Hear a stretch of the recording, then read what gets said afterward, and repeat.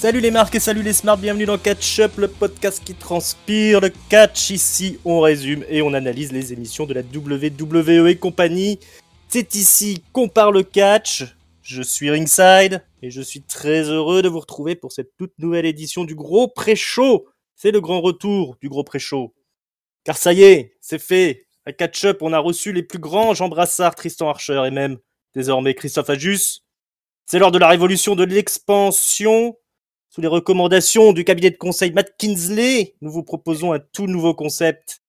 On va parler de l'actu, on va vous parler du passé, et on va vous donner le programme et nos pronostics pour le prochain Premium Live Event de la WWE, WrestleMania Backlash. Et oui, c'est tout ça, le gros pré-show.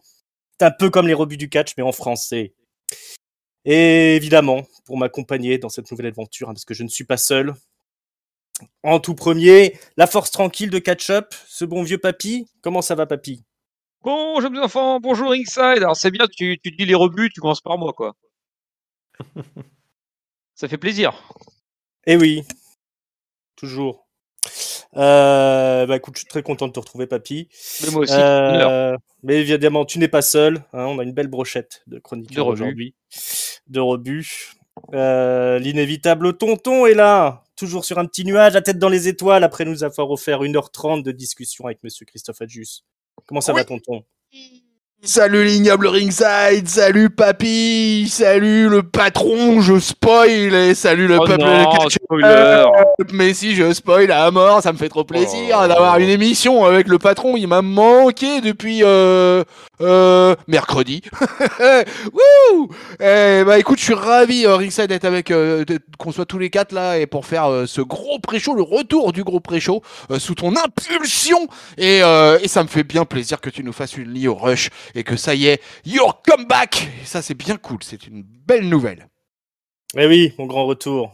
Je vous ai pas fait le comeback comme font les gonzesses. Mais bon, comme vous l'avez compris, il y a un nouvel invité. Il est là, évidemment, pour surveiller les travaux finis. Je suis extrêmement heureux de retrouver ce bon vieux Yerem parce que ça fait bien 3 ans qu'on n'a pas partagé l'antenne ensemble. Le patron, Yerem, comment ça va, Yerem?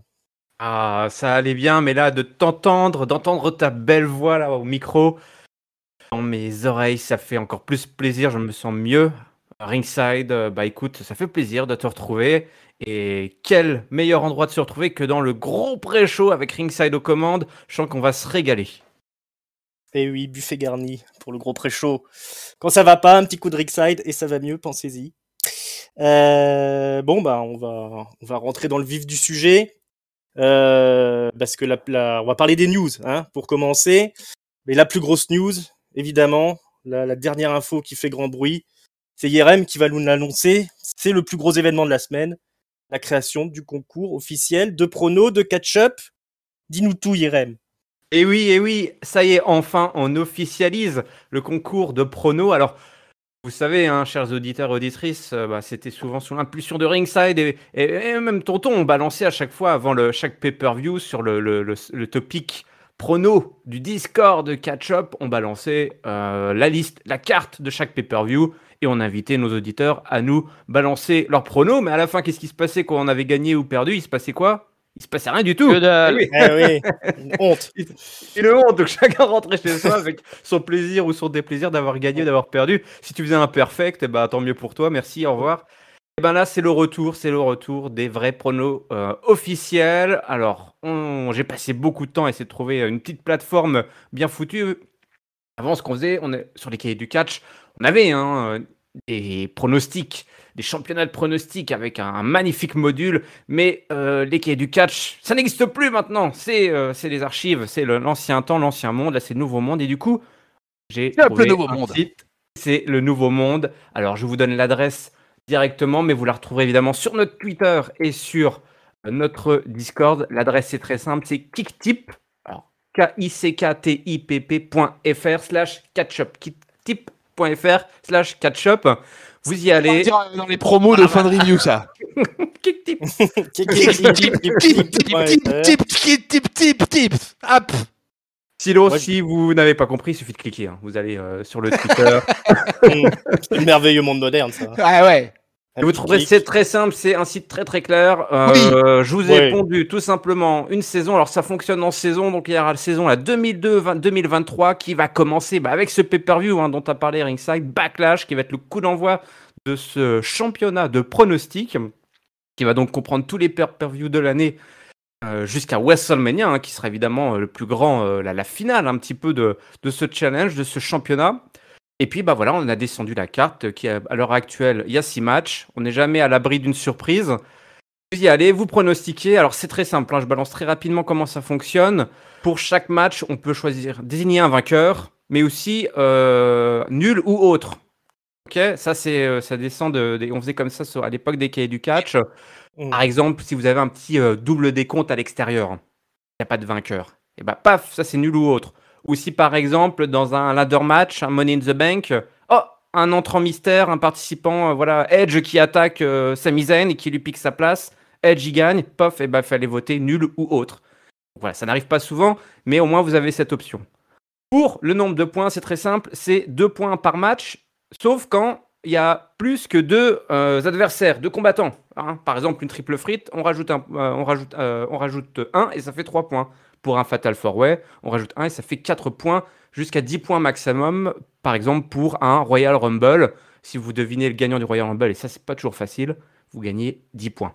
Voilà, c'est très simple, c'est très clair. Juste pour vous dire qu'est-ce qu'il y a à gagner à la clé, tout simplement, il y aura 2 championnats, 2 ceintures mises en jeu, un titre mineur et un titre majeur, avec tout simplement les 2 champions qui seront couronnés là, à la sortie de ce premier pay-per-view.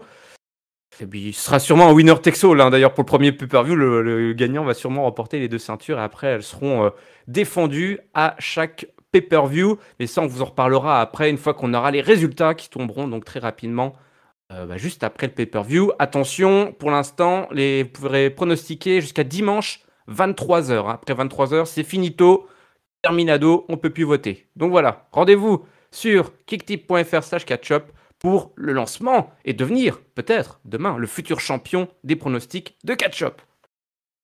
Voilà, l'annonce est faite. Bravo. Énorme. Énorme. Ça, c'est une grande nouvelle, une belle nouvelle. On vous gâte, peuple de Catch-Up, chers auditrices et auditeurs. Vous avez une semaine de fou. On en a parlé pendant la review de Monday Night Raw avec le patron. Mais là, on a fait une semaine digne de la semaine de WrestleMania. 3 semaines après WrestleMania. Voilà. Alors donc là, franchement, là, c'est que du lourd. Allez écouter là tout ce qu'il y a en ligne là. Vous avez un contenu mais phénoménal. Et là, on rajoute le gros pré-show du Ringside. Là, ça va exploser les compteurs. Ouais, interview de Christophe Ajus par autre chose. Il y avait too much.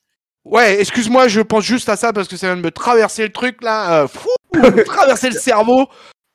Vous pouvez nous retrouver parce que comme le patron a parlé pas mal des promos, etc., on est aussi dorénavant disponible sur une nouvelle plateforme depuis mardi dernier, puisqu'on est disponible sur Clapping TV, qui est un site qui recense tous les talk-shows et les émissions sportives exclusivement consacrées au sport.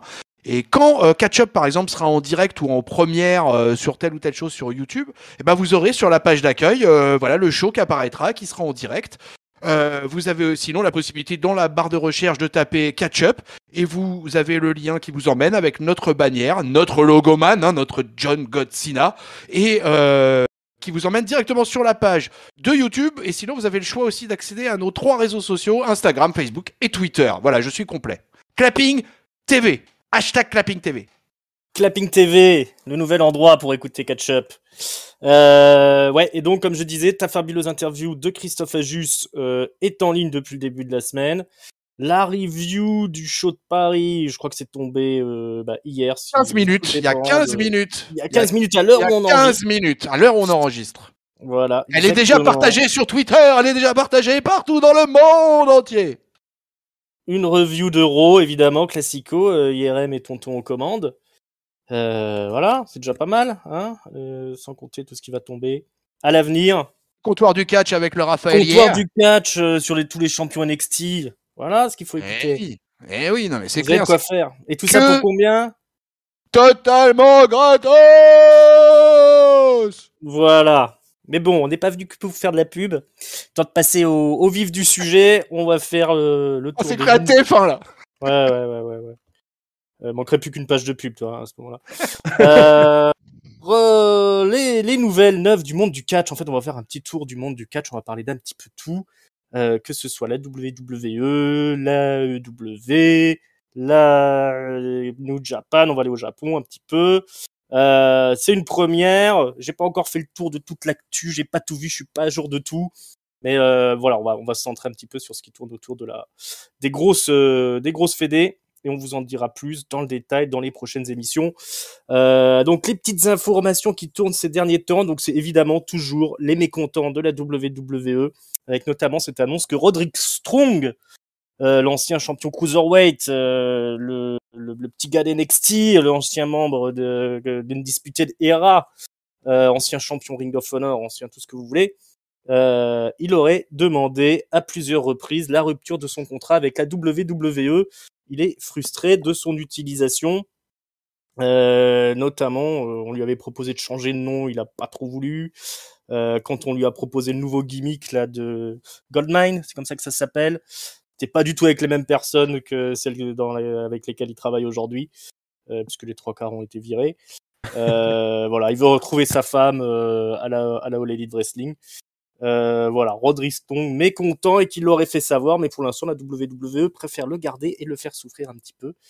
Vous avez un petit avis là-dessus, les copains? Qui veut prendre la J'ai un parole? avis. Moi aussi, j'ai Ouais. envie qu'il s'en aille parce qu'il me rend triste, ce mec. Il me rend triste. Roderick Strong, c'est le mec le plus triste du monde à la WWE. À chaque fois qu'il apparaît, mais il est vide. Et donc, en fait, c'est une des raisons pour lesquelles je n'arrive plus à suivre chaque semaine. Chaque semaine, oui, NXT, parce que ce mec, voilà, il absorbe complètement, quoi. Roderick Strong, il a l'air triste, et donc j'imagine que s'il est aussi l'air autant triste à l'écran, mais alors backstage, c'est la grosse déprime. Moi je dis, si vraiment il veut se barrer, il prend ses couilles, peut-être, voilà, il se barre. Qu'est-ce qu'il fait? Il nous fait chier là. Un contrat, là, ça se rompt là. Bah oui, voilà, c'est le mec, c'est le trou noir du charisme et il vient gueuler parce que ça lui plaît pas la gimmick, quoi. Mais, mais mon J'espère gars, qu'il si t'étais capable de faire une gimmick toi-même, ça serait longtemps que t'en auras une belle, quoi, au lieu d'être effectivement le dépressif du coin, là. Bon, vous avez compris, hein, il va pas trouver du réconfort en nous écoutant, hein, Roderick Strong. Roderick Strong, ferme ta gueule et va bosser. Tonton, peut-être un point Roderick, d'exclamation dessus, un Roderick point de défense. Wick, ouais, il était temps qu'il parte quoi. Là, voilà, je suis le trou noir du charisme. J'ai trouvé cette expression excellente. Mais c'est à peu près ça en fait. C'est un mec qui est excellent entre les cordes, hein, qui est pas, je pense pas à mésestimer de ce qu'il sait faire sur le ring, mais clairement ça a jamais matché véritablement. Je sais pas, ce gars-là, je sais pas, j'ai même pas beaucoup d'espoir pour lui finalement sur ce qu'il va faire par la suite quoi. Je sens pas un mec. Et j'espère qu'il trouvera sa voie, en tout cas. Mais pour la WWE, il n'y a aucun étonnement à ce qu'il s'en aille. Il sera bien à All Elite Dark. Bon, bref. Ou à Impact. Impact, voilà. Qui retourne à la Ring of Honor. Il ferait même pas un bon manager à la WWE, puisqu'il a pas le micro. Ah bah non, il me rappelle un peu Tommy Dreamer, là, il lui manque juste le petit jogging et la barbe, puis c'est réglé, quoi. Le Tommy Dreamer des temps modernes. Après, j'imagine que vu ce qui se passe à la All Elite Wrestling, ça m'étonnerait pas quand même que Adam Cole et les Red Dragons aient fait des appels du pied à leur poteau Roderick, tu vois quoi. Donc bon. Oui. Ouais. Bon, alors pour aller faire une redite de ce qu'ils avaient fait à la WWE, c'est un peu ce que je trouve dommage d'ailleurs, quoi. Mais bon, après ils choisiront. Hein. Après c'est normal. Ce monsieur va se retrouver au chômage. Il a besoin de retrouver du taf. Donc vas-y, Roddy. Hein. Ouais, mais c'est pas le seul, puisqu'il y a une. C'est pas le seul. J'arrête. Alors il est pour l'instant il n'est pas viré à Roderick Strong. Il a juste demandé sa libération qui a été refusée. Vague de licenciements à NXT. C'est ça, l'autre nouvelle. Ça fait peut-être 10 jours, un truc comme ça, ou peut-être un peu plus, 2 semaines. Ouais, une grosse semaine, ouais. Voilà. Quelques gros noms d'NXT qui ont été remerciés, notamment Dakota Kai, qui avait fait une belle petite carrière au niveau du catch féminin, de la division féminine. Ce satané Dexter Lumis, qui faisait tant rêver tonton, il prend la porte. Bah ouais. Harland, le gros balèze qui ressemblait au fils de Brock Lesnar, qui était déguisé en psychopathe là, aux côtés de Joe Cassie, c'est fini pour lui aussi. Le manager Malcolm Bivens, qui venait de la Ring of Honor, qui était de Diamond Mines, là, justement, aux côtés de Roderick Mhm. Strong, il dégage aussi. Et puis d'autres moins connus, comme Persia Pirota, Draco Anthony, Blair Baldwin. Ça, c'est une. Persia Pirota, c'était la copine de Indy Hartwell, en fait. D'accord. Avec le Duc. Oui, voilà, avec le Duc, ouais. Ah, d'accord. Putain, ils ont tous passé à la télé vite fait, quoi. Vishkania, Mila Milani et Raylene Devine, pardon. On va t'inventer des noms là, non Ou... Le générateur Ouais, de parce que noms, même les lettres ne vont pas ensemble. Ouais, Dakota Kai, est-ce qu'on y voyait un avenir à elle dans le main roster?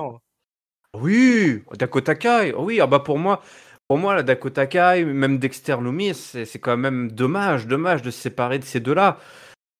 En fait, comme je l'avais dit sur le Discord, ce qui m'emmerde le plus avec ces noms-là, c'est qu'ils avaient des bons profils pour monter dans le main roster pour deux raisons. Un, ils feraient des parfaits mid-carders.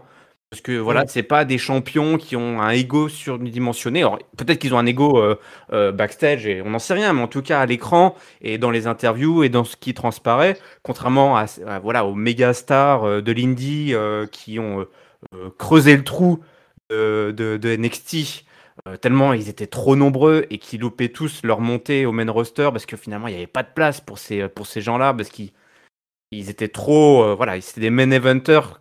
Il n'y avait plus de place dans le main event. Autant des gens comme Dakota Kai ou Dexter Lumis, pour moi, c'est parfait pour alimenter une mid-card qui est à l'agonie dans le main roster. Autant du côté féminin, on en parle suffisamment de la mid-card qui n'existe pas côté féminin, que même du côté masculin où finalement ça vivote. Donc ça, pour moi, déjà, c'est une première chose. Et surtout, en plus, Dakota Kai est un super exemple de... ça avait l'air d'être des gens qui... accepter de se remettre en question et de relancer des nouveaux personnages. Dexter Lumis, il avait un perso assez particulier et Dakota Kai, elle a fait 2 ou 3 reboots quand même. Donc, toi, c'est pas des gens qui avaient l'air de gueuler et de pas vouloir, qui rechignaient à la tâche. Donc, pour moi, c'est des pertes. Les autres noms, bon, c'est du jetable, mais typiquement, ouais, Kai et Lumis, pour moi, c'est dommage de passer à côté. Ouais. Moi, je mets pas les deux au même niveau. Kai, effectivement, je pense qu'on aurait pu la tenter un peu comme on tente un Ciampa ou un Butch en ce moment dans le main roster, où c'est des gars où tu sais pas trop si ça a marché, mais tu dis alors on tente quand même le coup parce que ça fait longtemps qu'ils sont à NXT. De toute façon, ils ont plus rien à prouver là-bas. Et en plus, ils ont été très pros, ils ont bien aidé tout le monde, donc on leur donne la chance, même si on n'est pas certain que ça ira très haut, au moins on tente le coup. Surtout que tu vois que d'autres filles qui sont montées, comme des Chelsea et Alia notamment, n'ont pas du tout le même niveau. Alors je pense qu'elles sont beaucoup plus jeunes par contre, ces deux filles, par rapport à Dakota qui doit avoir déjà passé les 30 ans. Bon après voilà, hein, on voit bien que les catcheurs ils cachent de plus en plus vieux, donc c'est pas forcément un problème. Par contre pour Dexter Lumis, je trouvais, alors quand il a apparu au début de NXT, je trouvais sa gimmick bien trouvée. Et puis en fait, j'ai l'impression qu'elle a jamais décollé NXT en fait sa gimmick. Il a fait un peu le bouffon du coup après avec Indy Hartwell et puis The Way là. Mais sinon, j'ai trouvé que ça a jamais décollé. Puis du coup, qu'ils partent même pas en main roster, finalement, je suis pas si surpris que ça parce que je me dis le mec qui a pas réussi à NXT, c'est compliqué de faire passer en main roster derrière quoi. C'est sûr. Il aurait été bien dans le 24/7 quand même, Dexter Lumis. Ah oui, carrément calibré pour ça, oui. Il aurait sûrement eu un long règne de champion 24/7. Oui. Dakota Kai, moi, elle m'avait beaucoup impressionné du temps de l'Indie, à la Progress et tout ça. Effectivement, ils auraient pu tenter le coup quand même avec elle au main roster. Techniquement, elle avait le potentiel. Je sais pas trop ce qui les a bloqués là-dessus. Peut-être les blessures à répétition, je ne sais pas, ou le profil qui est pas assez blonde. Tonton, t'as quelque chose à ajouter là-dessus? Arland, Vous avez tout dit. Arland, alors là, quasi un inconnu pour moi en fait, hein, tu vois quoi. J'ai dû le voir 3 fois dans ma vie, Arland. Non, c'est vraiment que vous avez noté, ouais, c'est notable.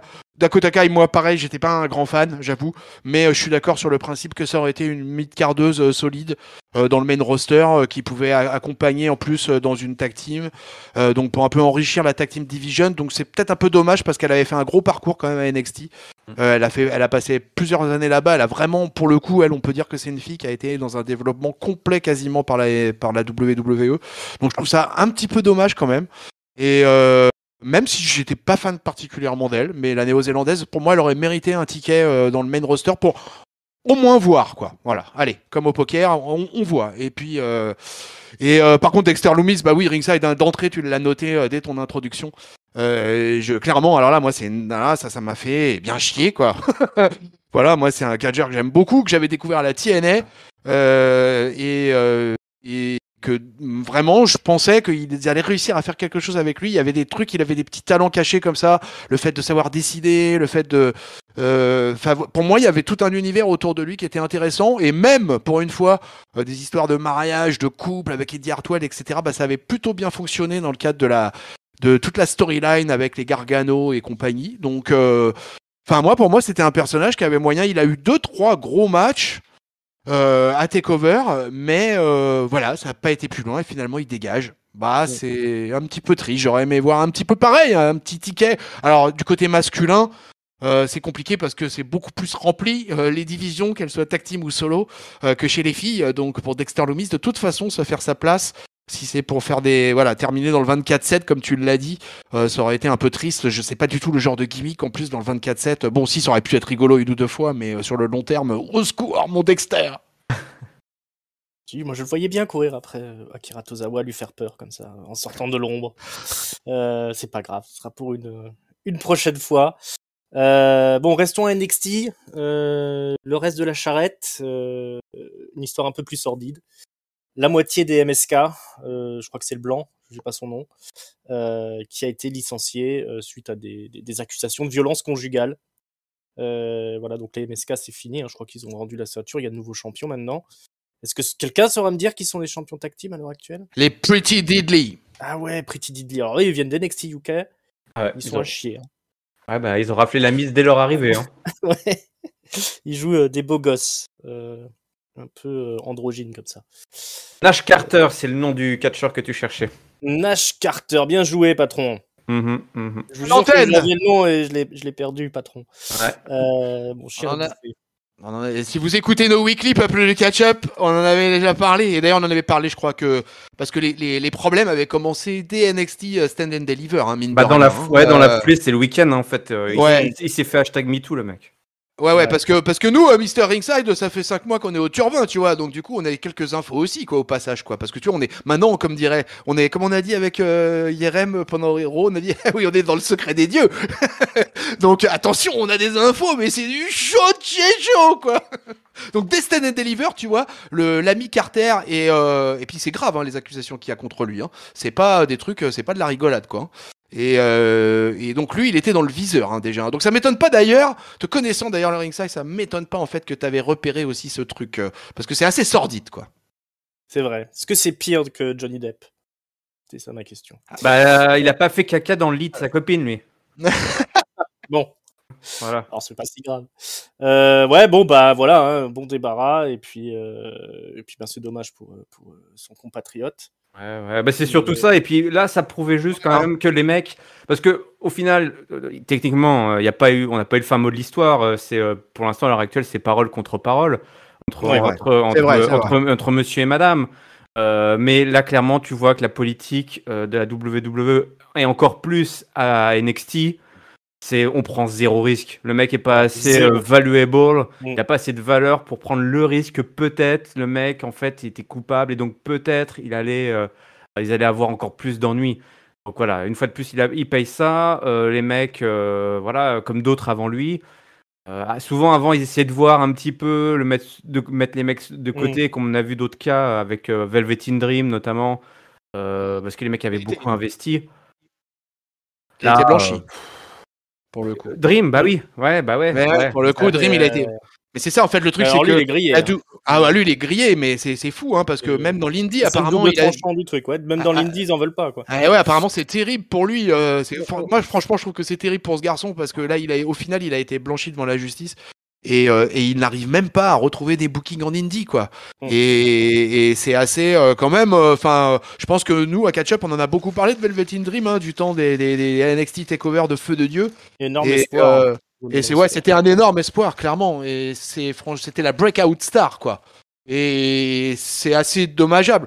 Ce qui se passe avec Carter a l'air d'être c'est un peu une autre nature, quoi. Et puis il y a eu vraiment des témoignages en plus vraiment assez certifiés, etc., etc. Enfin, de ce que moi j'ai lu en plus assez dernièrement, ça va très très mal quand même pour l'ex. Donc, mais moi je pense effectivement comme vous à l'autre pote de la tag team et qui doit être quand même vachement dégoûté parce que lui, tout seul en solo, bah franchement, ça va être compliqué. Ça n'a pas Ouais, loupé, ils il sont un s'est autre fait rouler partenaire. dessus, il job là. Donc, Il job là déjà là. Ah Ça y est, il est ouais. parti pour jobber. Ok, terminé. Donc, Ah ouais. J'ai pas regardé le on, dernier le- NXT. on le retrouve dans la prochaine charrette. Ah ouais. Ouais, c'est terrible pour lui, quoi. Dur le monde du catch. Wesley. Wesley, voilà. Je le connaissais sous le nom de Desmond Xavier. Moi. J'ai Ah oui, jamais Desmond réussi Xavier. jamais réussi à mémoriser leur nom aux deux MSK. Voilà que c'était pas très utile au final. Un peu plus cocasse. Coupure de courant pendant AEW Dark Elevation. 2 matchs, Max Caster contre Cheeseburger. Alors je savais pas que Cheeseburger était à la All Elite Wrestling. Et Nyla Rose versus Sky Blue, la coupure de courant, la lumière s'éteint pendant les matchs. Et il y a un match qui sera jamais diffusé entre Nyla Rose et Sky Blue. Ils ont annoncé que c'était un match spécial. Ça, c'est bien pour le téléspectateur, ça, du coup. Voilà, heureusement que c'est pas diffusé en direct. Après, c'est le principe de Dark, finalement, des matchs Dark, c'est de tester la technique. Aussi, il y a eu du Dans le vandalisme. noir. Ils se sont fait couper, ils étaient chez Free, ils se sont fait couper la fibre là, du vandalisme. C'est ça. C'est pas, c'est cocasse, ça arrive de temps en temps, une coupure de courant. Plus grave, Stu Grayson du Dark Order quitte la All Elite Wrestling. Ils n'ont pas trouvé d'accord sur le pognon pour le renouvellement de son contrat. Tonton, toi qui est plus à même de la All Elite Wrestling, ça te fend le cœur le départ de Stu Grayson? Je j'irais vraiment pas jusque là. J'aimais bien ce catcheur. Il faisait partie des originals, quoi. Il était dans le Dark Order dès le départ avec Evil Uno. Ils étaient même les deux hommes de main en fait Et Super du Smash Bros. Voilà. Ouais, exactement. Et c'était sympa. C'est une tag team très sympa, Stu Grayson et Evil Uno. Et donc c'est un petit peu triste tout de même. Moi, je suis pas trop inquiet. Je pense que Stu Grayson, il va rebondir ailleurs.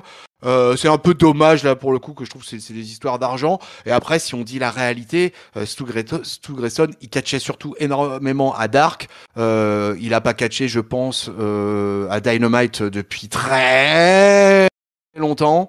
Et à part peut-être des apparitions dans quelques bagarres générales, mais sinon sorti de ça, voilà, le Dark Order est quand même largement à la peine depuis la fin de l'année 2021.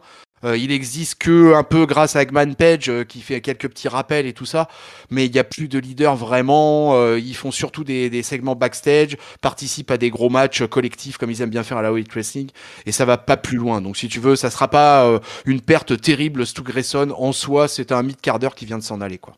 Mais est-ce que c'est pas un peu le destin de tous les mid-carder originals de l'AEW qui, du coup, quand la fédération a commencé à grossir, ont vu leur temps d'antenne rétrécir.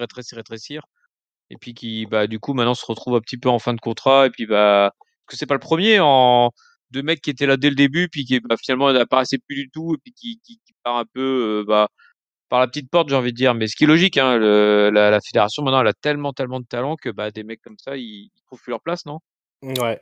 Ouais, c'est clair que le le roster est quand même mouse costaud à la All Elite Wrestling et il faut caser tout le monde. Et quand tu sais que quand même comment la Tag Team Division est monstrueuse et qu'ils arrivent à faire quand même catcher énormément de monde à ce niveau-là, mais après c'est sûr que dès que tu arrives en solo, ça commence à se resserrer. Il y a un titre intermédiaire comme à la WWE, mais c'est pas organisé de la même manière que ce soit avec Rampage ou avec Dynamite. Donc pour les mid-carders, c'est très compliqué parce que tu catches à Dark Elevation, à Dark, etc. Au pire, tu vas aller faire une pige à la Ring of Honor, toujours en général dans le cadre de combats collectifs, des Rumble, des choses comme ça, des Battle Royale. Mais quand il faut passer à Rampage, et à Rampage c'est encore plus dur, parce que Rampage ça dure 52 minutes. Alors Dynamite, on n'en parle pas, quoi. Dynamite, ces catcheurs-là, ils ont pas le temps d'antenne pour passer et pour briller, quoi. C'est pas possible. Et tu l'as bien dit, papy, il y a eu une vague d'arrivée de main eventers, il faut dire des main eventers énormes, et il a fallu faire de la place pour ces mecs-là et leur trouver des storylines, et tu vois.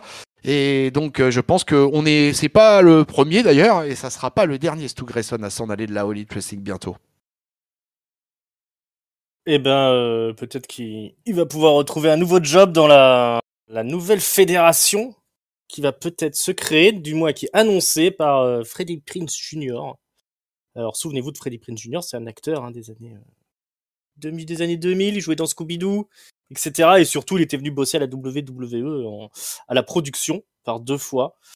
Et il annonce que suite au tournage de son dernier film, au dernier cachet qu'il a rentré, il a les moyens de lancer une nouvelle fédération de catch qui pourra ne pas être viable pendant 2 voire 3 ans. Parce qu'il a joué des intermédiaires pour un ami pour créer une fédération. Alors je sais pas si on parle de Tony Khan dans cette histoire, mais du coup ça l'a un peu titillé. Il se rend compte qu'il a les moyens de lancer sa propre fédération et donc il va la lancer. Une fédération de plus. Alors il a les contacts, il pourra peut-être avoir un contrat télé, etc., etc. En tout cas, l'avenir toujours aussi radieux pour le monde du catch avec une nouvelle fédération qui se prépare. Est-ce que ça vous intéresse, vous, une fédération de plus, Papy, par exemple? Bah, ça dépendra ce qu'il y a dedans. Après, Freddie Prinze Jr. Alors lui, pour le coup, on peut pas dire que c'est un mec qui vient, comment dire, qui vient s'incruster dans le truc parce qu'il est mordu de catch depuis longtemps. On le voit à peu près tout le temps, notamment à WWE. Il avait pas été booker aussi à une époque Si, où ouais. Il était dans la Il était team à la Killer. storyline, je sais pas. Alors il a dit qu'il était vraiment très mauvais pour booker, donc ce sera pas lui qui s'occupera de ça, mais il va s'occuper de la production et de gérer toute la partie financière, on va dire. Voilà, donc du coup, s'il a encore quelques contacts dans le milieu, notamment du Cinoche, ça pourrait effectivement permettre de financer un peu le tout. Déjà, il y a, alors à un autre niveau, il y avait un niveau plus haut plutôt, je veux dire, il y a notamment des fans d'Hollywood qui ont créé un club de foot, je sais, avec Nathalie Portman, si je dis pas de bêtises. Là, ça serait marrant si lui arrivait à réunir 2-3. Alors ça serait plutôt des has-beens, j'ai envie de dire, pour le pauvre Freddie Prinze, parce que ça fait un bout de temps qu'il fait plus des têtes d'affiche au cinéma. Mais madame, il était marié avec Sarah Michelle Gellar, non, Ouais, lui, en toujours, plus, couple ouais, heureux. toujours. Toujours, Voilà, ouais. donc s'il peut ramener 2-3 comme ça, là, 2-3 connaissances pour avoir un peu d'argent et et lancer un truc qui tient la route, ça pourrait être marrant. Mais ouais, je miserais pas. Moi, personnellement, donnerais pas mon argent à Freddie Prinze Jr. Mais on va voir s'il me donne tort. Il T'as ne pas l'accepterait cliqué pas, voilà. Tel Valérie Voilà. Pécresse n'a pas accepté l'argent de notre ancien président. N'accepterait pas ton argent. Il peut faire un espèce de... Pourquoi il faut pas une fédération Hollywood All Stars là, avec Macaulay Culkin aussi là, tous ces has-beens d'Hollywood là qui sont des fans de catch qu'on voyait souvent dans les années 2000 là, qui étaient ringside. Il y avait beaucoup d'acteurs comme ça de télé ou d'Hollywood de l'époque. Macaulay Culkin, voilà, typiquement le mec, c'est un gros fan aussi, toi. Je crois on l'a peut-être déjà vu aussi à la IDOM, mais c'est pareil, on le voyait souvent dans le public. Il a un podcast où il parle de catch aussi d'ailleurs. Donc pourquoi pas, mais faut trouver, c'est pareil, il faut trouver un angle, il faut trouver une formule, il faut trouver un concept. Voilà, s'il nous trouve un concept, je sais pas moi, si tu suis la création de nouvelles stars ou je sais pas, tu as un format hyper court. Ouais. Un truc cinématique, un peu comme Ouais, le carrément. truc de Tonton là, comment ça s'appelait la Lucha Underground. La Lucha Par Underground, ouais. exemple, oui. Ça, là, d'accord, là, Ou, ça tirerait ma curiosité. ou peut-être un côté plus télé-réalité, Ouais. à la manière de l'UFC ou des trucs comme ça. Faudrait un nouvel angle d'attaque. Ah oui. Refaire un truc à la manière de la WWE, franchement, on va saturer, je pense. La DNMI t'a déjà montré ses limites à ce niveau. Moi, je serais vraiment plus pour un truc un peu différent. Une autre vision, un autre angle d'attaque. Moi, j'aimais beaucoup quand ils avaient fait sur le network là, quand ils suivaient les gars d'NXT. Je sais plus comment ça s'appelait là. Breaking Ground. Breaking Ground, ouais. voilà. C'est génial ça. Ça d'ailleurs, on en avait parlé. Je me souviens qu'on avait fait la review du premier NXT 2.0. On s'était dit, voilà, ils pourraient essayer de revenir à ces bases-là, de vraiment nous montrer, c'est des jeunes, donc les voir évoluer, leurs bons moments, leurs mauvais moments. Donc, ouais, le côté très télé-réalité, pour un has-been d'Hollywood, il doit connaître, quoi. Ouais. Donc voilà, on verra. En tout cas, ça marche bien pour le monde du catch. La WWE, là, le premier trimestre, ils ont encore battu des records de pognon dans tous les sens. Ça fonctionne vraiment bien. Même du côté de la All Elite Wrestling, l'audimat est au beau fixe. Bon, petit tour d'horizon rapide du monde du catch. On va un peu Ah oui, vous dis-nous parler tout. un petit peu de ce qui se passe dans les autres fédérations. On va revenir à NXT. Hein. On s'est pas trop éloigné d'NXT. Qu'est-ce qui se passe à NXT? Excusez-moi, j'ai fait une sieste, mais en fait, je sais pas pourquoi j'ai pas enchaîné sur ce que t'as dit sur le bilan financier de la WWE, parce que j'ai les chiffres de ça. Je m'étais dit que ça t'intéresserait. Donc écoutez, c'est facile. La WWE effectivement enregistre de nouveaux records pour 2022. 333 millions,4. Hein. Bon, je sais même pas si je vais dire les virgules. 33,4 millions de dollars de revenus, plus 27%. 92, millions de dollars,4 de bénéfices d'exploitation, et ça c'est très important parce que ça représente plus 42% d'augmentation. Et les revenus liés aux médias, Deal TV, le network, etc. ont rapporté, attention mes amis, accrochez-vous bien, 278 millions,1 de dollars. Écoutez, la WWE va bien. Vince, tu peux envoyer un chèque à notre patron. Par ici Voilà. la monnaie. Bah oui, c'est la fin de la pandémie, donc forcément, ça refait du pognon un peu partout. Ça n'en faisait plus à une époque. Les stands de t-shirts sont à nouveau ouverts. Ouais, apparemment sur toutes ces conneries-là, ça marche bien. Bon, NXT, rapidos, votre avis sur Bron Breakker, le champion, là, il est en rivalité avec Joe Gacy. Est-ce que vous avez un avis sur ce champion Bron Breakker? Est-ce qu'il est convaincant? Est-ce qu'on en a quelque chose à foutre de Joe Gacy? Est-ce qu'on en a encore quelque chose à foutre de NXT? Bah, moi, Joe Gacy, j'ai préféré son père, là, il s'appelait Andrea Gacy. Ouais. Oh, putain, non, ouais. C'est tout, voilà. Allez, au revoir. Hein. Au revoir, merci. Ça, malheureusement, là, cette blague, les moins de 20 ans ne comprendront pas. Ouais, je sais pas. Ça, vous regardez encore NXT, vous? Moi, non. J'ai arrêté. Je laisse reposer un peu. J'espère m'y remettre dans les prochains mois, mais là, je laisse souffler un peu. Là, ça faisait trop de shows où je me force à regarder. La dernière fois que j'ai regardé, il y avait une chinoise en pyjama qui faisait semblant de dormir dans le ring. Et des filles qui faisaient semblant de pas la réveiller, je sais pas quoi. Autant dire que j'ai zappé assez rapidement. Pour moi, il n'y a plus d'utilité de NXT à la télé. Hein. Il faut remettre ça sur le network et puis revenir aux vieilles versions. De toute façon, ça n'a plus aucun intérêt. Je veux dire, les gens qui passent au main roster, ils repartent à zéro généralement.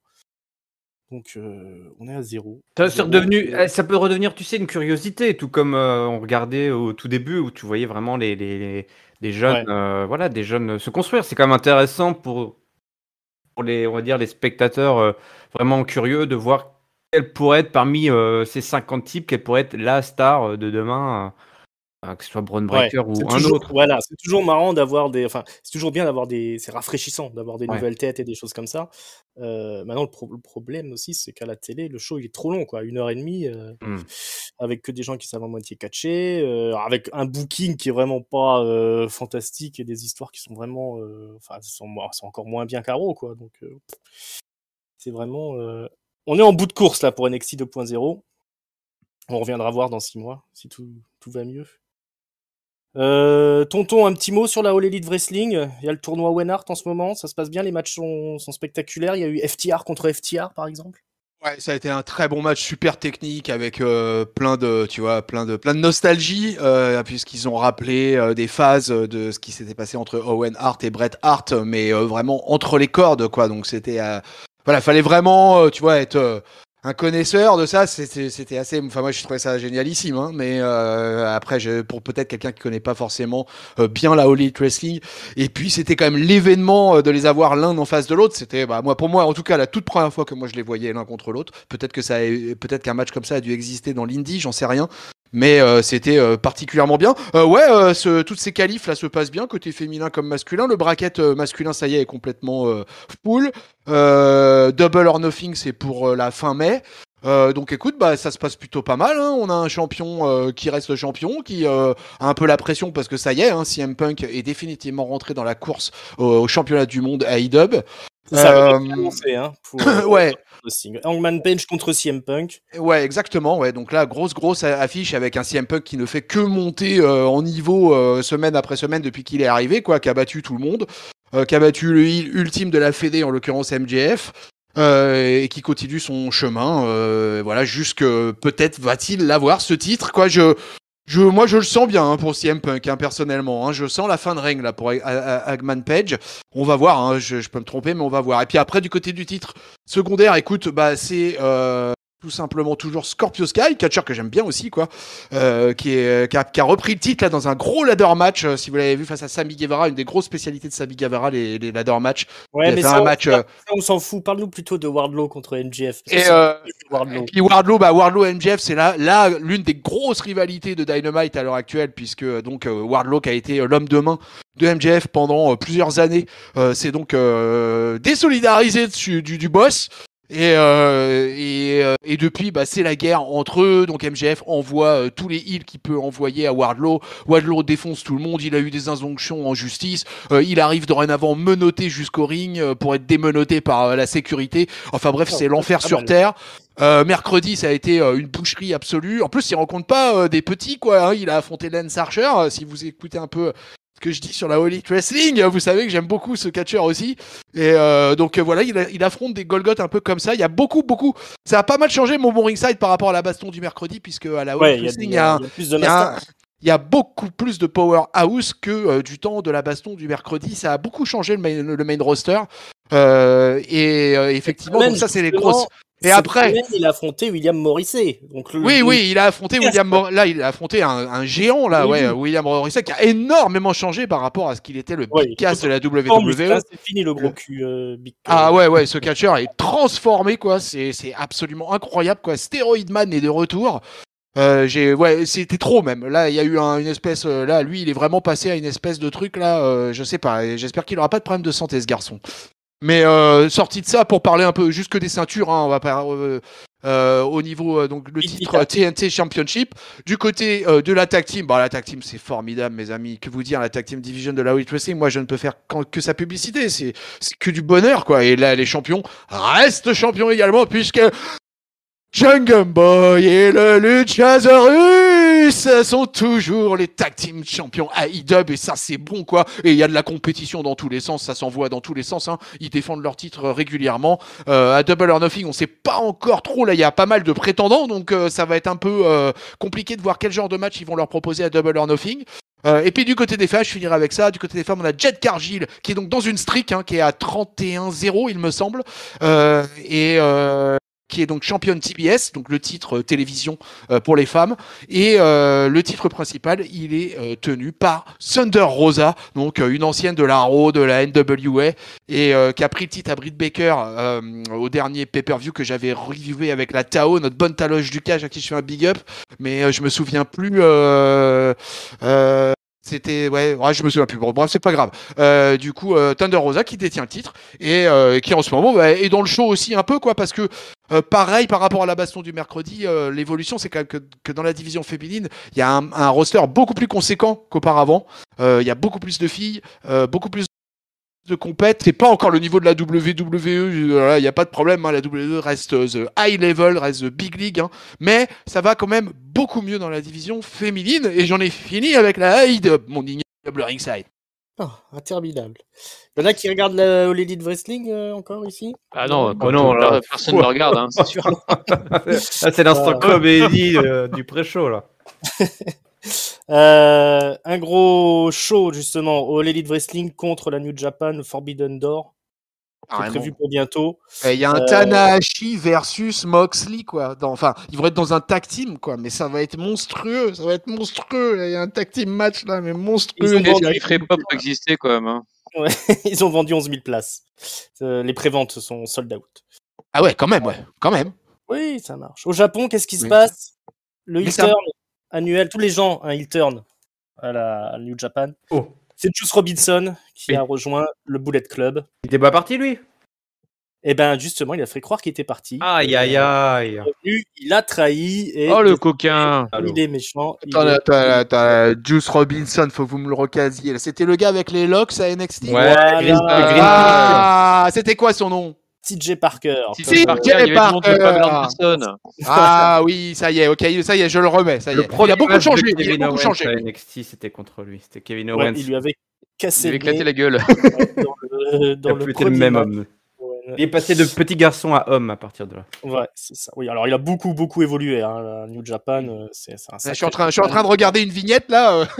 Effectivement, c'est plus vraiment le même mec. Ouais, dans le il a réussi bien au Japon, plus, je crois, lui, Oui. de mémoire. Enfin, je Ouais, sais pas du il- tout, mais. Il a été champion US, il a été un peu Ouais, partout. c'est. C'était un gros babyface. En plus, comme il a un physique quand même assez costaud, il est bien plus costaud que le reste du roster, donc il fait tout de suite très crédible. Et puis, non, franchement, il a bien bossé, très technique. Puis il est très plutôt marrant. jeune, donc c'est pas. Ouais. Enfin, lui, c'est peut-être un gars qu'on verra dans le futur, hein, on sait Ouais, pas. ouais. Exactement. Oui, c'est pas impossible qu'ils finissent par revenir sur le sol américain. Mais bon, je pense qu'ils ont dû aligner les bifetons quand même pour le conserver. Maintenant, il fait partie du Bullet Club en plus, il va vendre plein de t-shirts. Donc je pense que ça tourne bien pour lui au Japon. J'en dirai sûrement plus sur la New Japan bientôt. Parce que ça commence à se décanter.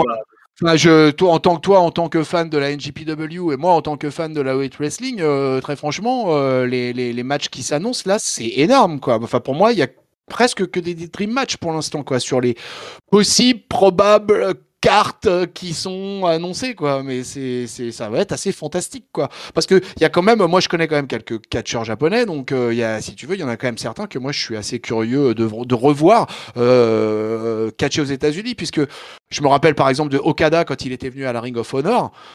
Si tu veux, j'en ai un souvenir pas dégueu quoi, tu vois, de ça. Et donc moi je suis extrêmement curieux de voir ce Forbidden Door, parce que moi je pense qu'on va avoir de la grosse qualité entre les cordes quoi. Et déjà, je sais pas si à Ringside du coup t'as vu Suzuki par exemple à la AEW, où il y a eu 2-3 autres japonais comme ça qui sont venus faire quelques shots.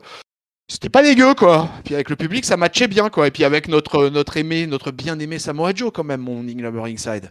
C'est vrai, j'ai vu ce match. Distribution de claques. Oh là là, le Minoru Suzuki Samoa Joe là, mais oh la boucherie. Ouais. Samoa Joe qui est redevenu donc TV Champ de la Ring of Honor à l'occasion de ce match et qui est parti à mon avis pour collectionner toutes les ceintures. Je pense qu'ils vont bien capitaliser sur Samoa Joe s'il se blesse pas à la All Elite Wrestling dans les semaines à venir. Okada, Danielson, ça te dit quelque chose? Bullet Club versus The Elite, ça te dit quelque chose? Bah oui. Ok. Peut-être un trios match avec les Young Bucks et Adam Cole contre Jay White, Teiji Ishimori et El Fantasmo. Attends, il y a Okada contre Daniel Bryan? C'est pas. Il y aurait CM Punk versus Kenta peut-être. Ça aurait été bien il y a 10 ans. Ça, c'est des prévisions de Brian Alvarez et tout ça quoi. Ah d'accord. Okay. Tu vois, il y a des. Alors, t'aurais Orange Cassidy versus Toru Yano. T'aurais Adam Page. Alors ça, il y a soit Adam Page, il parle, soit John Moxley. Ça a l'air plutôt d'être John Moxley hein, qui tient la corde pour affronter Hiroshi Tanahashi. J'adore ce catcheur. Hiroshi, c'est un des rares catcheurs à la NJPW où vraiment je m'attarde sur des highlights. Mais il est âgé maintenant. Oui, maintenant il est plus. Il est âgé. Hein. Forme, mais, Comment il s'appelait? Ace, c'est ça? Ou je sais plus. Ouais, je sais plus son nom. Ace. Oui. Ace. Bon, là, il est pété de partout maintenant. Ah ouais. C'est dommage, mais écoute. On fera la carte dans le détail quand ça sortira parce que ça m'intéresse relativement aussi. Tu vois quand même. Hein. Revenons vers le passé un petit peu maintenant qu'on a fait le tour de l'actu. Parce que moi j'aime bien revenir sur le passé. Qu'est-ce qui se passait l'année dernière à WrestleMania Backlash, ça s'appelait déjà comme ça à l'époque. Petit tour d'horizon de la carte. On avait Sheamus qui était champion des USA contre Ricochet. C'était en pré-show. Et qui hein, ça vous parle? Aucun souvenir? Bah, je me souviens surtout de son match à WrestleMania. Du coup, Sheamus, quand il a chopé le titre face à Riddle, j'imagine c'était ça le match. Là. Son match face à Ricochet de Backlash, je m'en souviens un petit peu moins. Ouais, c'est pré-show, donc je vais pas regarder moi perso du coup. Bah peut-être pour ça alors. C'est fort possible. Rhea Ripley était championne à l'époque. Ah, oui. Elle a battu Asuka et également Charlotte. C'était un triple threat. Elle venait de prendre la ceinture. Ah on dit que Charlotte avait raté Mania. Ouais. Alors c'était un show qui était devant les télés. Oui. Comment on appelait ça là? Dans le Thunderdome. Thunderdome encore, ouais. Donc ça va pas être la meilleure séquence de l'émission, hein, ce sera mieux dans les prochaines émissions. Non, alors c'était terrible hein, parce qu'on était reparti au Thunderdome après Mania où il y avait eu après Mania, c'était. Et donc j'ai souvenir d'un show où c'était vraiment la grosse déprime. Quoi. Ah ouais. La catastrophe. Rey Mysterio et Dominique Mysterio, les Mysterio père-et-fils, contre les Dirty Dogs. Oui, pour le titre. Qui était, ils prennent le titre. Ils gagnent le titre. Oui, mais c'était honteux ça. Ils n'avaient pas gagné à WrestleMania. Mais oui. Alors qu'ils auraient pu faire ça à WrestleMania, quoi. Ouais. Un Lumberjack match entre Damian Priest et Le Miz avec John Morrison. Est-ce que c'est pas là qu'il y avait des zombies? Il y a pas de zombies, oui. Ah là, la catastrophe. Ouais, c'était pour la promotion du film Dawn of the Dead. Army of the Dead. Army of the Dead, voilà. Une bouse. Une merde. Alors, aussi bien le match que le film. Bianca Belair battait Bayley. Bianca Belair était championne. Même Army of the Dead. C'est pour ça qu'on l'entendait plus. Il était en train de se dire bah attends, moi j'ai aimé ce film. Les mecs, ils sont en train de démonter Batista là. Non mais je vais vous l'envoyer au studio. Vous allez voir un peu comment vous allez pas rigoler là. Ouais. Un excellent film de merde, voilà. Un excellent film de série Z qui portait bien son nom. Donc c'était parfait quoi. La scène finale assez extraordinaire là quand même avec Batista. Voilà, Batista qui meurt, ça fait toujours quelque chose. Ah, bravo, t'as spoilé la fin. Bravo, c'est la fin. Alors... Ah ouais, parce que moi j'allais le voir et du coup j'annule. J'allais regarder la fin là. Et... Regardez bien, il manque des pixels à un moment donné à la caméra. Bianca Belair, comme je disais, était championne parce qu'elle avait gagné à WrestleMania. Elle battait Bayley. Ah, Bayley revient. Bayley revient. Bayley, c'est ça. Il revient avant de repartir. Ouais. Bobby Lashley était champion avec MVP à ses côtés et il battait rien de moins que Drew McIntyre et Braun Strowman quoi. Bon, oui, facile. Voilà, easy quoi. Ah non, mais Bobby, c'est Bobby quoi. Braun Strowman, de toute façon, les triple frites, ça lui réussit jamais. Hein. Ouais, c'est clair. Bobby, ouais. Et puis, alors que Bobby, lui, il est à l'aise partout et que de toute façon, ça lui a jamais fait peur. Donc, j'ai quelques souvenirs de ce match-là pour le coup, quoi. Donc, effectivement, ouais. C'est déjà le début du chemin de croix pour Drew McIntyre, du coup. Braun Strowman, il s'est fait virer un peu après. Et qui était le challenger de Roman Reigns, qui était accompagné de Paul Heyman?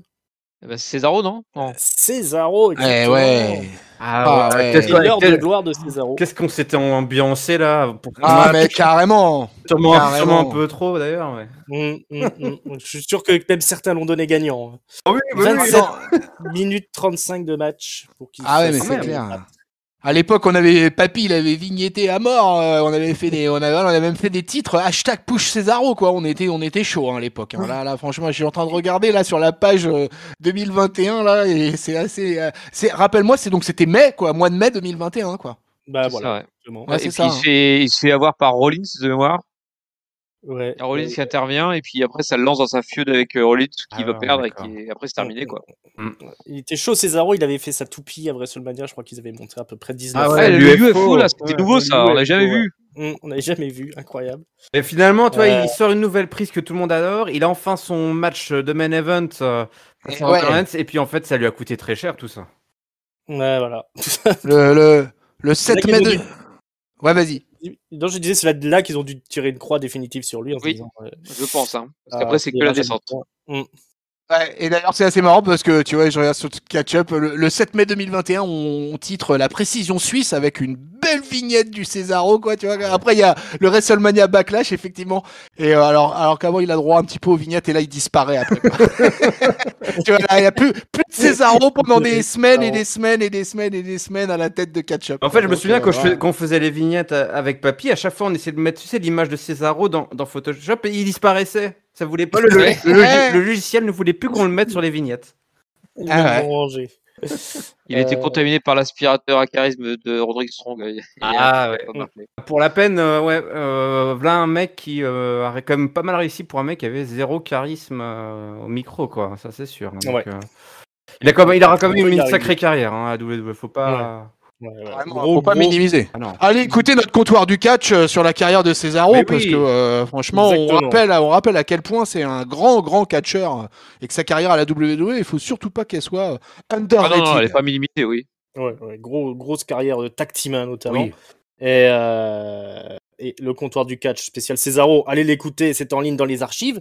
Et aussi, tant qu'à faire, allez écouter notre review de Backlash 2021. Catch-up, là, c'est fou. Ah oui, écoutez ça il y a un an. Ouais, figurez-vous que c'est gratuit. Oh, alors pourquoi ne pas se placer se plonger dans le passé du monde du catch, c'est toujours intéressant. Plongeons. Vous pouvez retourner 6 ans en arrière si vous voulez. Allez, on passe à ce pourquoi vous êtes tous venus. La carte de Backlash et nos pronostics pour ce week-end. Alors, il y a peut-être pas tous les matchs, parce que SmackDown n'est pas passé. Alors, il y aura peut-être des nouveautés, on ne sait pas. Mais ce sera sûrement dans le pré-show. Parce que là, les grands absents, la division tag team féminine de Raw, on n'a pas de Bianca Belair. Qui c'est qu'il y a d'autre qui est absent tout ce qui est ceinture intermédiaire, pas de championnat US, pas de championnat intercontinental. 24/7. Le 20, on n'en parle même pas. Les tag team féminins elles seront sûrement dans le pré-show. Les tag féminins, elles sont à SmackDown. À Raw. Je sais plus, elles sont dans un weekly. Merci, papy. Heureusement que t'es là. Ah, des deux, le bleu, le rouge, choisissez. Voilà, mais je crois que c'est SmackDown. Il y a une histoire comme quoi elles s'affrontent en 1 contre 1 pendant 2 semaines, puis la 3e semaine, ça sera le match tag team. C'est ça, exactement. Donc voilà, on va faire 100. Comment ça se passe dans les pronos, patron? Comment ça se passe dans les pronos s'il y a justement un match ou deux qui se rajoutent ce soir? Tant pis. Tant pis. Non, c'est la petite évolution par rapport au cahier du catch où effectivement après c'était gravé dans le marbre. On pouvait plus rajouter. Là, sur la plateforme de pronostic qu'on utilise, si jamais il y a un match qui est annoncé genre à SmackDown, le samedi on le rajoute. Donc si vous êtes au courant, on le rajoute dans le truc dans le système de pronos. Donc vous pourrez revenir sur vos pronos et revoter parce que vous pouvez même changer vos pronos en fait jusqu'à la clôture. C'est pas vrai. La fin des 23h. Jusqu'à 23h le dimanche. Si vous changez d'avis, mais attention, quand on change d'avis, généralement c'est là où on se plante.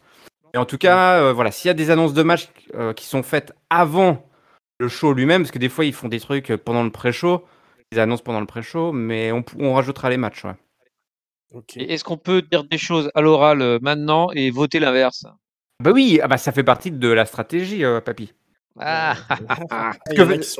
Giscal faisait toujours ça. Il annonçait des pronos.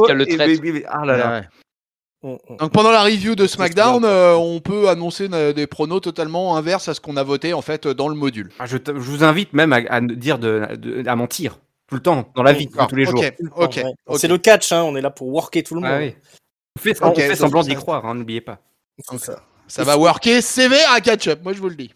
Et s'il y a un nouveau match qui se rajoute le week-end et que le gars qui doit s'occuper de mettre les matchs, il est parti en week-end dans les Vosges ou un truc comme ça, comment t'as réservé quoi, un petit chalet, un petit chalet sans la 3G, Bon, on en discutera. Oui, on va s'organiser.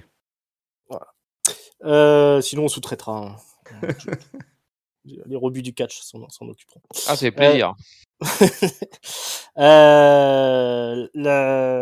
La carte de Backlash 2022. Allez, le premier match. Pourquoi pas Bobby Lashley contre Omos. Omos qui est désormais accompagné d'MVP. C'est la suite, c'est la revanche de WrestleMania où Bobby Lashley avait déjà battu Omos. Mais Omos ne s'avoue pas vaincu. Omos, il est grand, il est fort. Il va pas s'arrêter là. Il a fait un concours de bras de fer, ça n'a rien donné. Bobby Lashley est décidément invincible. Bobby Lashley, qui a été énormément apprécié par le public parisien au show de Bercy. Vous y croyez à la victoire d'Omos, tonton, vas-y, annonce. Non, moi je crois à la victoire de Bobby. Bobby, l'intouchable Bobby. Moi je donne le Bobinator vainqueur. Je pense que je le sens comme ça là. Je sens le Bobinator. De toute façon le Bobinator, je le sens sur un été très puissant et sur un beau SummerSlam qui l'attend. Je sais pas pourquoi là, moi je le sens. Pour moi là, il fait ses 2 plus belles années en solo. Il est hyper over. On en a parlé avec le patron à Monday Night Raw. Il a fait encore une belle apparition et encore avec le public de Greensboro était chaud bouillant avec lui. Donc écoute, moi je crois à Bobby, donc je vais voter Bobby. Ouais, Bobby, si c'est pas maintenant, c'est jamais. Papy? Ouais, mais les arguments de tonton se tiennent. Effectivement, Bobby semble énorme en ce moment, invincible. Il a tellement cartonné au show de Paris. Là, franchement, Bobby, il est vraiment au-dessus de tout le monde, invincible. Donc, du coup, je vais voter Omos. Il a tout compris, mais oui. Je la sentais venir là. Et sur Twitter, Ouais, pour c'est l'instant, peut-être nos tweetos de catch-up, ils votent c'est du 50-50 pour l'instant, Bobby Lashley Homos. Parce qu'en plus, elle t'a lancé des sondages. Oh là là, mais. Ouais, j'ai lancé les sondages, ouais. Direct.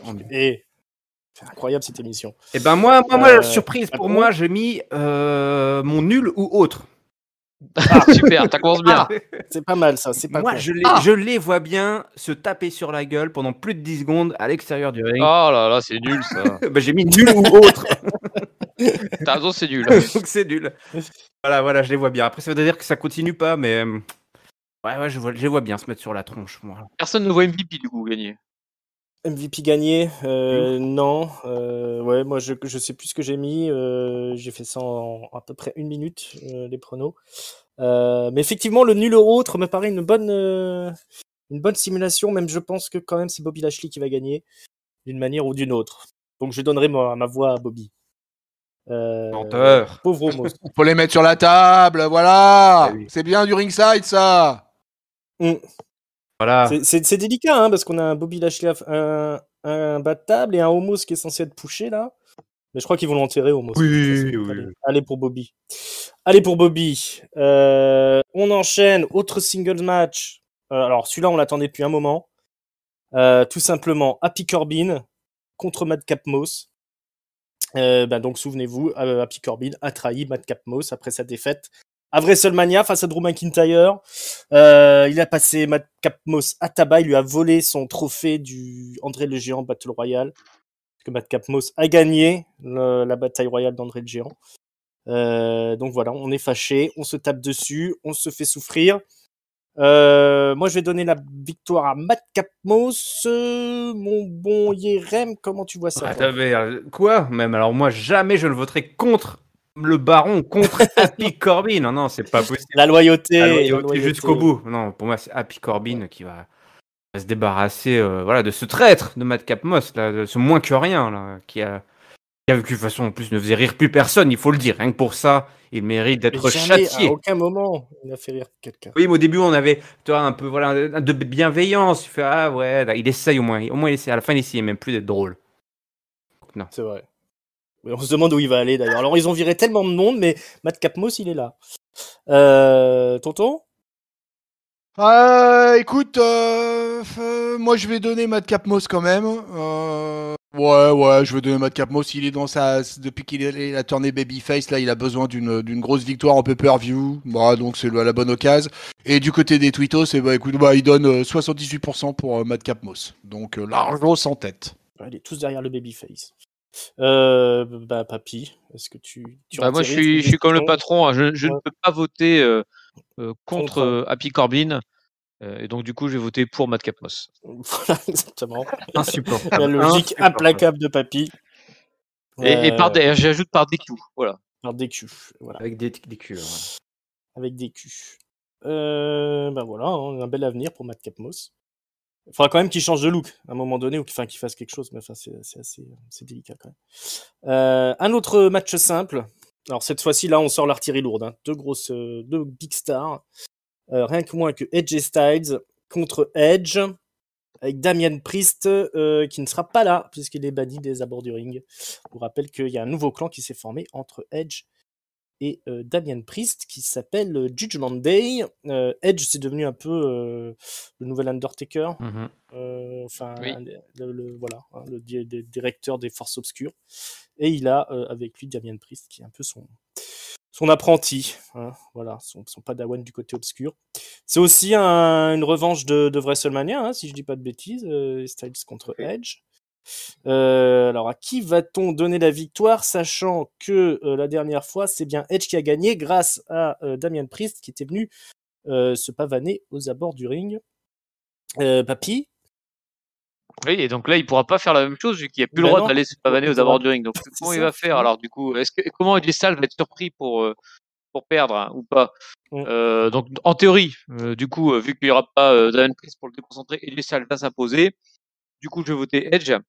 Avec une intervention de quelqu'un d'autre parce que Damian Priest est banni de ringside, ça veut dire que Edge va devoir mettre quelqu'un d'autre pour intervenir en sa faveur. C'est ça. Alors, donc j'hésite encore entre Ciampa et Finn Balor. Je mets quand même une pièce sur un des deux. Finn Balor, rappelons-le, qui est venu aider AJ Styles. Oui, donc un moment il a aidé, c'est pas bon signe. C'est pas bon signe. Ce sera Ali, il tu est vas rien au final comprendre, ce sera Mustafa Ali. Ah, si c'est Ali, si c'est Ali, je suis sur le cul. Ouais, alors là, pas mal. Ouais. Il y a des candidats pour venir rejoindre Edge. Finn Balor, il connaît le côté obscur aussi. Hein. C'est le démon, hein, rappelez-vous. Voilà. Est-ce que le Bullet Club va tenir, sachant que AJ Styles et Finn Balor, ils ont tous les deux leaders du Bullet Club, mais ils ont jamais été ensemble au Bullet Club au Japon. Que c'est AJ Styles qui avait viré Finn Balor du Bullet Club pour prendre sa place de leader. Voilà, toute la fameuse histoire du Japon. Tonton, qui tu donnes gagnant, toi? Moi je donne AJ. J'adore cette rivalité. Hein. Là, franchement, moi c'est un gros kiff de Monday Night Raw. De toute façon, en ce moment, Monday Night Raw c'est un gros kiff. Et ça fait partie des super rivalités, super storyline, gros match à venir. Je suis emballé. Le theme song de Edge, je ne m'en remets pas. Je crois que je l'écoute tous les jours en ce moment. J'adore quoi. Et bah écoute, moi je vais donner AJ. Et du côté des Tweetos Catch-up, il donne AJ. Mais alors par contre, c'est short. Hein, c'est à 53% pour AJ. Ah ouais. On dirait un résultat d'élection présidentielle. Oh oui, on n'en est pas loin, ouais. Moi aussi, je vais donner AJ, quoi, quand même, quoi. Je pense la victoire du Babyface sur ce coup-là, mais j'ai hésité sur le nul ou autre, pour ne rien cacher. Je pense qu'on a l'histoire, avec effectivement l'arrivée potentielle d'un troisième membre, étant donné que Damien Priest est interdit du ring. Et d'autant plus que, prochain pay-per-view, chers compatriotes, c'est Hell in a Cell. Cette rivalité, il faut qu'elle se retrouve dans une cage de l'enfer. Qui c'est qui aime bien les cages de l'enfer? Oui, qui d'autre que Judgment Day et Edge, voilà, pour aller continuer. Alors, du coup, par contre, le résultat, je trouve que c'est plus compliqué, toi. Hein. Je vais mettre Edge, je vais faire comme Papy qui dit qu'il va voter à gauche et qui vote à droite. Donc je vais mettre aussi Edge de mon côté, mais je suis aussi comme Tonton, je trouve que cette rivalité est vraiment super à suivre. Donc on est vraiment impatient de voir la suite. Ouais, exactement. Je vous rejoins et je vais aussi donner la victoire à Edge. Bon, c'est lui la grosse star. AJ Styles, il est là pour se faire rouler dessus un petit peu. Le but, c'est de monter le Judgment Day, hein, tout simplement. Donc, on espère qu'il y aura des nouveaux membres et tout ça. Ça y est, hein, ils ont assimilé le truc de la All Elite Wrestling de faire des clans un petit peu à la WWE. On a ce clan-là, on en a d'autres qui se construisent un peu partout. Le clan des virés, là, tous ceux qui se sont fait licencier, là, déjà ça forme un bon clan solide. Ouais, ils sont nombreux, ceux-là. Oh oui. Le jour où il y aura le Rumble, ils auront leur chance. Enchaînons, tiens, on parlait de la All Elite Wrestling. Le fils prodige, de retour. Cody Rhodes, revenu à WrestleMania. Et encore un match retour de WrestleMania. Il n'y a que ça, hein, quasiment. Cody Rhodes affronte Seth Rollins. Donc ça aussi, une très belle rivalité. Hein, on joue sur l'historique des deux catcheurs. Seth Rollins, un peu le fils spirituel de Dusty Rhodes. Cody Rhodes, le fils légitime de Dusty Rhodes. Et encore, on se posait des questions. Enfin voilà, c'est pas. Ouais, on sait. Il y a des rumeurs. Voilà, allez savoir. Randy Savage n'était pas loin. Donc, qui c'est qu'on donne gagnant? On a une victoire de Cody Rhodes à WrestleMania. Cody Rhodes qui marche sur l'eau un petit peu. Retour du Messie, il est en direction de la ceinture ultime de toute façon, on le sait très bien. Seth Rollins, qu'est-ce qu'il peut faire? Est-ce qu'il va laisser sa place? Est-ce qu'il va réussir à humilier le revenant? Tonton, toi qui Écoute, adore. Cody est donné largement vainqueur par nos tweetos à 80%, tu vois. Okay. Et moi, je pense comme ce que tu viens de résumer parfaitement, c'est-à-dire que Cody, là, il est lancé sur une espèce d'autoroute du main event qu'il n'a certainement jamais connu à la WWE. Et que il profite du méga professionnel qui est notre ami Seth Rollins pour faire une rivalité aux petits oignons. Encore un kiff absolu à Monday Night Raw. Je ne m'en sors pas chaque lundi soir tellement c'est bon. Et mais moi je vais suivre les tweetos aussi parce que moi aussi je vais donner comme vous peuple le catch-up, je vais donner Cody. Patron. Ah bah, c'est pareil, c'est comme AJ Styles et Edge, c'est des belles histoires qu'on veut voir continuer encore là quelques semaines. Ouais. Et du coup, le problème, c'est qu'à chaque fois, moi, je vois deux scénarios. Une bonne raison pour que le gentil gagne et que ça continue, et une bonne raison pour que le méchant gagne et que ça continue. Donc, je suis toujours emmerdé. Donc, bah là, moi, j'ai choisi Seth Rollins, mais plus par envie de redonner un peu aussi de, voilà, Seth Rollins, il a été gentil là, de se coucher pour l'arrivée de Cody Rhodes. J'aurais envie là de le voir aller prendre ce match-là pour équilibrer les débats, mais cette rivalité va sûrement se jouer sur un côté plus psychologique après ce pay-per-view. Donc voilà, il pourrait aussi ne pas gagner et après se dire bah finalement je peux gagner avec le combat psychologique peut-être. Mais bon, je vais rester sur Seth Rollins. Ok, papy. Ouais, c'est des raisonnements intéressants. Cody qui est vraiment comment dire, la nouvelle un peu pépite de la WWE. Est-ce que du coup ils vont le ternir en le faisant perdre? Je pense pas. Cody, il faut qu'il ait un règne d'invincibilité, donc normalement il faut qu'il enchaîne les victoires. Bon, donc du coup je vais voter Seth Rollins. Ouais. Aïe, aïe, aïe, aïe, aïe. Ouais, c'est chaud, hein. Mais je vois quand même mal Cody Rhodes prendre une défaite tout de suite. Par contre, je le vois bien repartir en civière après qu'il soit fait attaquer par Seth Rollins après sa victoire. Je pense que Seth Rollins il va faire un sale truc. Ah oui, bah évidemment, il va faire un seul coup. Là, il faut qu'on passe à la dernière vitesse avant Intervention de l'hologramme de la Dusty revanche. Rhodes en 3 dimensions. Ouais, quelque chose comme ça, une saloperie. Mais bon, je vois pas Cody Rhodes perdre quand même. Allez, Cody Rhodes gagnant. Ce qui aurait pu être le main event, mais qui ne le sera pas, je pense. Enfin, on sait pas. L'heure actuelle, tout est un peu flou. C'est un 3 contre 3 qu'on nous propose. Drew McIntyre et les RK Bro, Randy Orton et Riddle, qui sont au top de leur popularité, affrontent d'autres personnes qui sont au top de leur popularité. C'est Roman Reigns et les Usos. Voilà, le champion undisputed Roman Reigns, les champions tag, les Usos, Randy Orton, RK Bro, les champions d'Euro de l'autre côté, accompagnés de Drew McIntyre, le vice-champion. Ça devait être normalement l'unification des ceintures tag team, mais finalement ce ne sera pas le cas, ce sera du 3 contre 3. À qui qu'on va donner la victoire? Papy? Bonne question. Moi, je reste sur mon idée qu'ils auraient dû mettre un winner take all, histoire de rajouter encore plus de piment à cette rivalité. Alors, ils vont peut-être refaire un rematch derrière, hein, ça serait cool. Par contre, ouais, quand t'as la Bloodline qui s'aligne, difficile d'imaginer autre chose qu'une victoire pour eux. C'est pour ça que je vais voter pour Drew McIntyre et RK Bro. Ok, l'inusable logique, l'implacable logique. Irem, qu'est-ce que tu en penses? Oui, bah la Bloodline, hein, ils marchent sur le monde et là pour moi ils vont ressortir vainqueurs de ce qui pour moi va être le main event. Tu te poses la question, je pense que ça va être le main event quand même. Oui. Ouais, au final, après mûre réflexion, c'est fort possible que ce soit le main event en fait. De toute façon, Roman Reigns il fait le main event maintenant, c'est fini les moments où on hésitait, etc.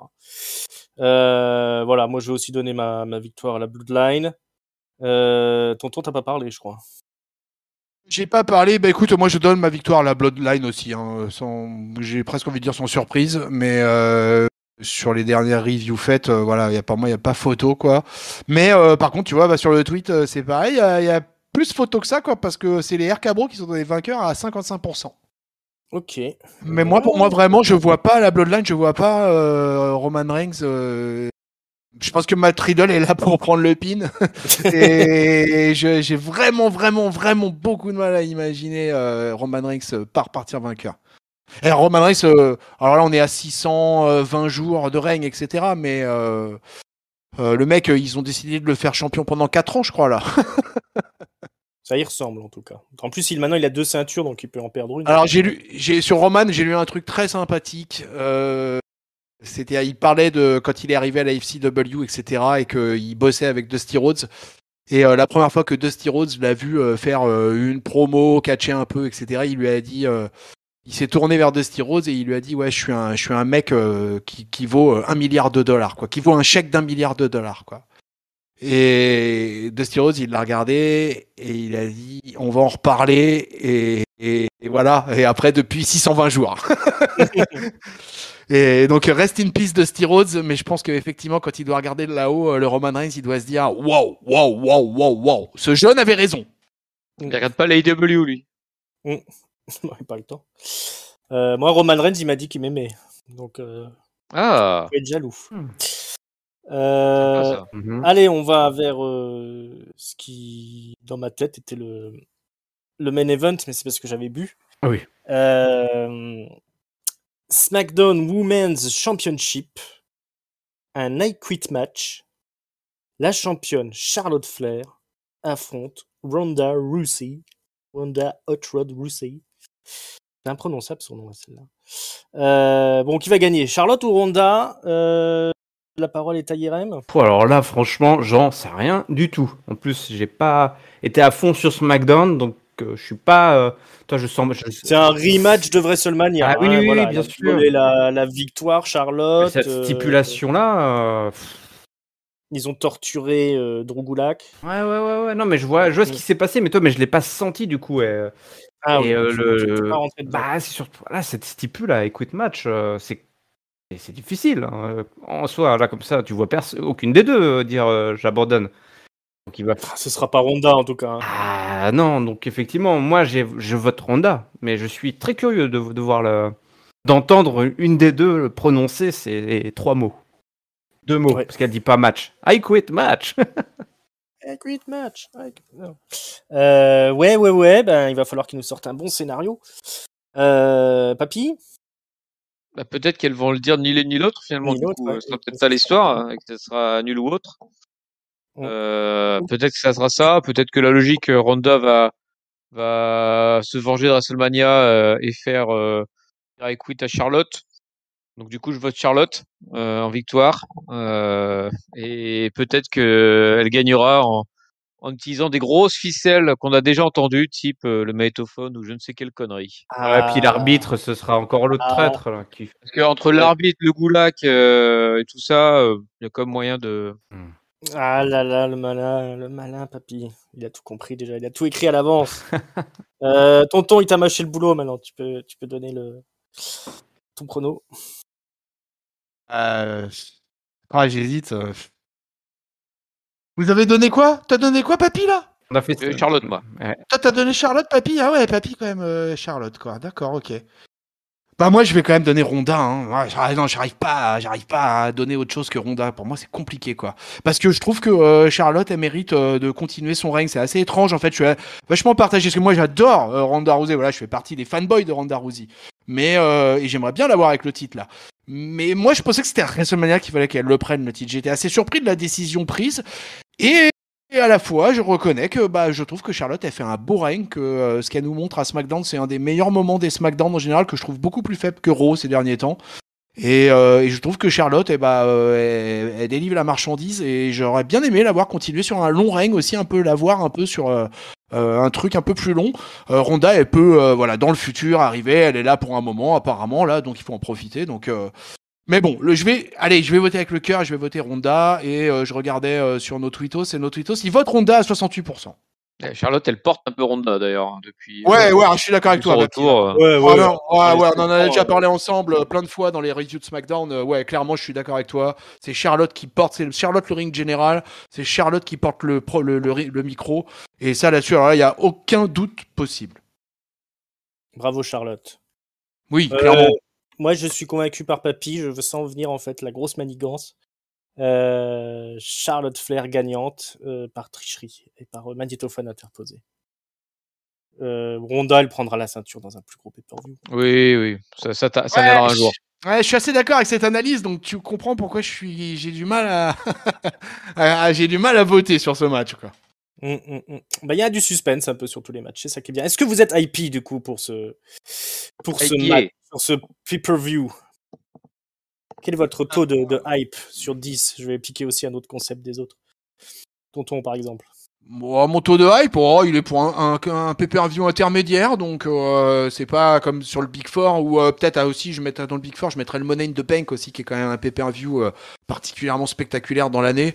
Mais je vais lui mettre je vais lui mettre un bon 7 quoi quand même quoi. Mais je vais pas aller plus haut parce que pour moi, tu vois, c'est quand même une tristesse de pas avoir le titre intercontinental, pas avoir le titre US. Enfin, tu vois, il y a des ceintures quand même pour moi qui manquent. Le titre intercontinental, ça commence à devenir quand même sacrément problématique. Il a pas été défendu depuis une éternité en pay-per-view. Ricochet l'a repris là et ça, je trouvais que ça allait mieux en weekly. Mais bah n'empêche qu'il y a toujours pas de match de pay-per-view. Donc c'est un petit peu tristounet ça. Mais le taux de hype est quand même fort. Là, tu vois, en plus on est chaud. Là, on a une semaine magnifique à catch-up. Donc ça va être un joli set quand même. Joli set. Papy? Ouais, j'hésite entre 7 et 8, moi.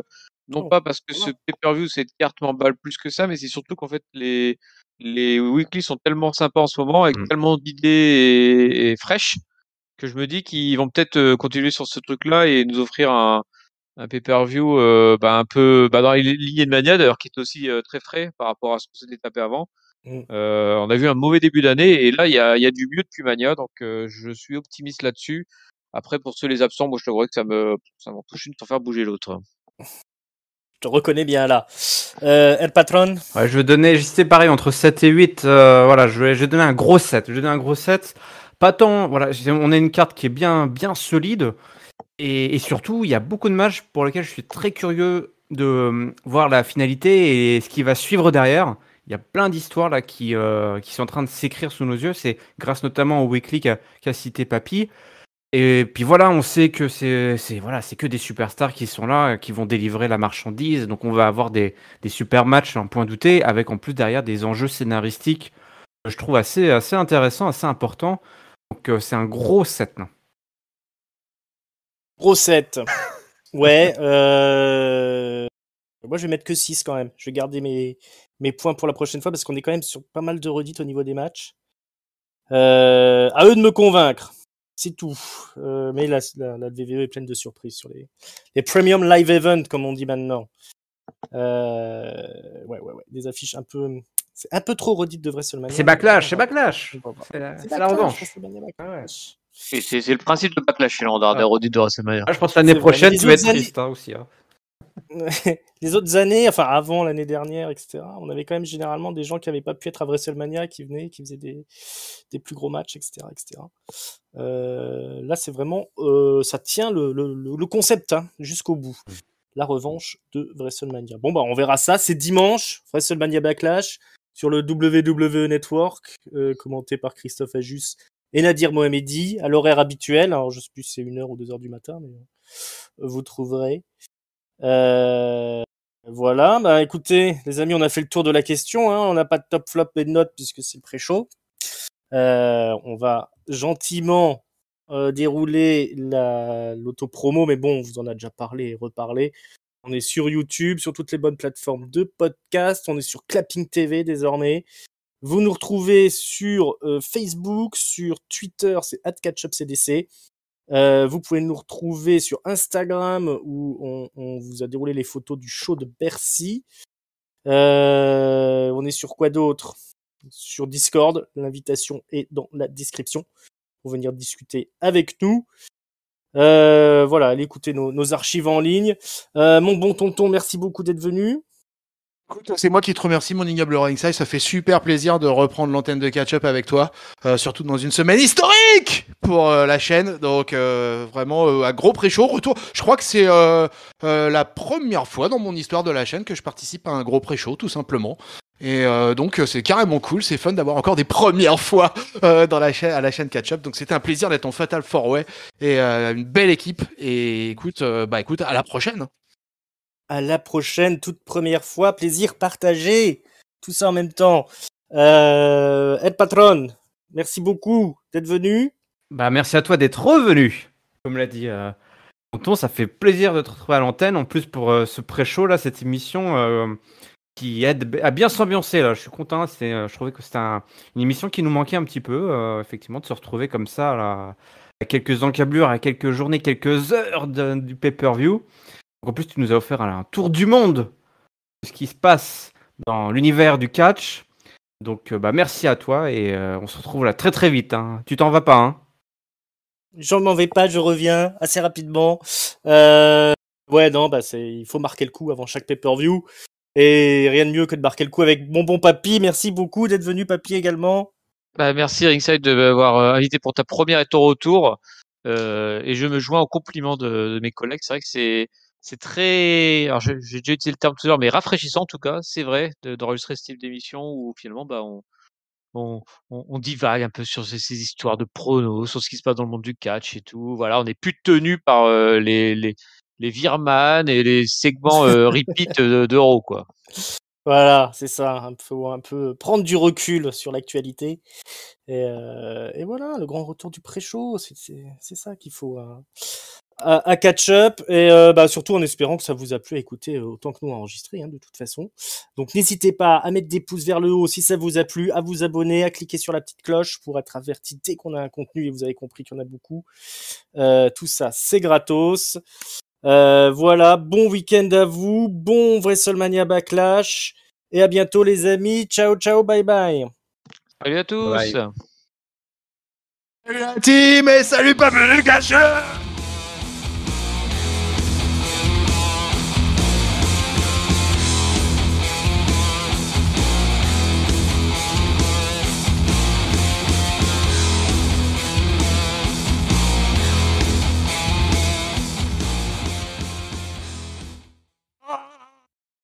Non, j'ai trouvé mon maître. T'es aspiré dans le trou noir quand tu te Ouais. Le trou de barbe, Caris me l'aspire aussi, ça y est. On le sent qui Que chute, de dégâts il fait ce mec. on le sent tomber.